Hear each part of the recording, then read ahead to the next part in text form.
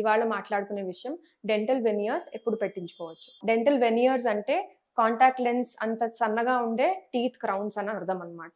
మామూలుగా crowns, teeth మీద crowns అంటే అందరికీ తెలిసిందే. టీత్ అంతా, ఆల్ సర్ఫేసెస్ ఆఫ్ టీత్, అన్ని టీత్ సర్ఫేసెస్ ని కవర్ చేసే ఒక రెస్టరేటివ్ మెటీరియల్ ని డెంటల్ క్రౌన్ అని అంటాం.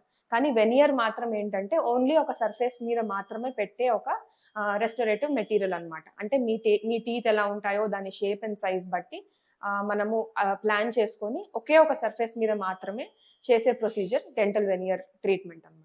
సో ఇలాంటి డెంటల్ వెనియర్ ట్రీట్మెంట్ ఎలాంటి వాళ్ళకి ఉపయోగపడుతుంది అంటే, మోస్ట్ ఇంపార్టెంట్లీ సెంట్రల్ ఇన్సైజర్స్ మధ్యలో, అంటే మిడ్ లైన్ డయాస్టీమా అని అంటారు అనమాట. సో ఇలా మిడ్ లైన్ డయాస్టీమా ఉండే పేషెంట్స్ కి డెంటల్ వెనియర్స్ చాలా బాగా పనిచేస్తాయి.